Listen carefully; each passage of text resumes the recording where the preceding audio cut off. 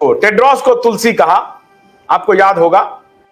कहा ना, अहमदाबाद में एक अभी आयुर्वेदिक इंस्टीट्यूट का, आयुर्वेद यूनिवर्सिटी है या इंस्टीट्यूट है, उसका उद्घाटन करने के लिए गए, उनको लेके गए और उस आयुष को, उस आयुर्वेद को, उस होम्योपैथ को, उस नेचुरोपैथ को, जिसको 3 साल इन्होंने स्टैंडिंग ऑर्डर से अनुमति नहीं दिया प्रैक्टिस करने का, कहा कि आप किसी को कोई दवा मत बताइए, नहीं बता सकते हैं, और अगर बताएंगे तो आपको जेल हो जाएगी।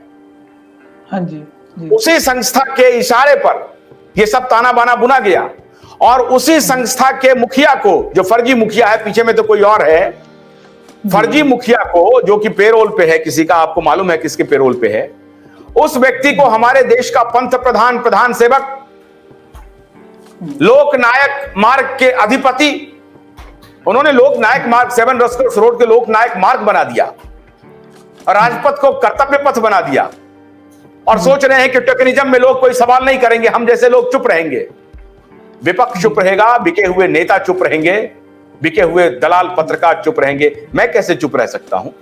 मैंने तो कोई दलाली नहीं करनी, मैं तो मीडिया की सार्वभौमिकता और मीडिया की सत्ता को स्थापित करने के लिए जो लड़ाई लड़ रहा हूं, आखिरी दम तक लड़ते रहूंगा, चाहे कांग्रेस हो, आम आदमी पार्टी हो, और आप आदरणीय प्रधानमंत्री जी हो। आज संसद का सत्र शुरू हो रहा था और लक्ष्यदार भाषण दे रहे थे, इनको यह मालूम नहीं है कि टेड्रोस को इन्होंने तुलसी कह दिया, महापापी को तुलसी कह दिया।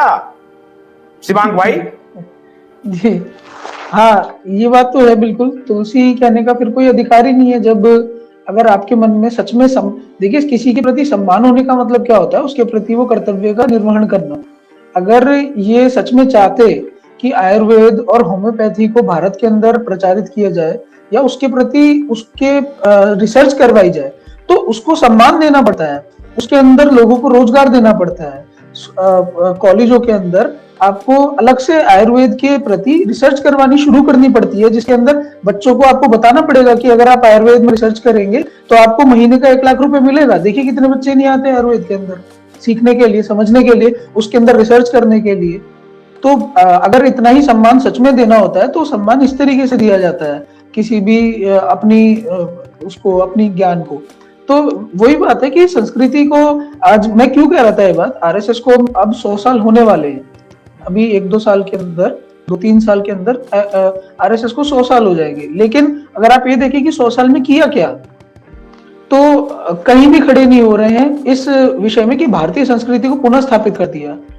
भारत के अंदर जो हमारी व्यवस्थाएं थी उनको पुनः स्थापित कर दिया। अंग्रेजों के आने से पहले हमारी जो सिस्टम था, हमारा जो समाज था, हमारी जो व्यवस्थाएं थी, जो गांव की व्यवस्थाएं थी, उसको दोबारा स्थापित करने में कितना काम किया आरएसएस ने। इसका मतलब ये समझ आता है, या 2 बातें हैं, या तो नियत नहीं है या फिर पता नहीं है। दोनों में से कोई एक बात स्वीकार कर ले। अगर पता है तो कर नहीं रहे, इसका मतलब नियत खराब है, और अगर पता रहते हुए नहीं कर रहे हैं तो इसका मतलब फिर इनको डर नहीं है उस बात का।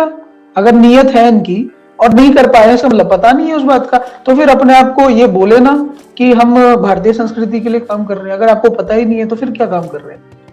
तो इसलिए इस बात को समझना बहुत जरूरी है।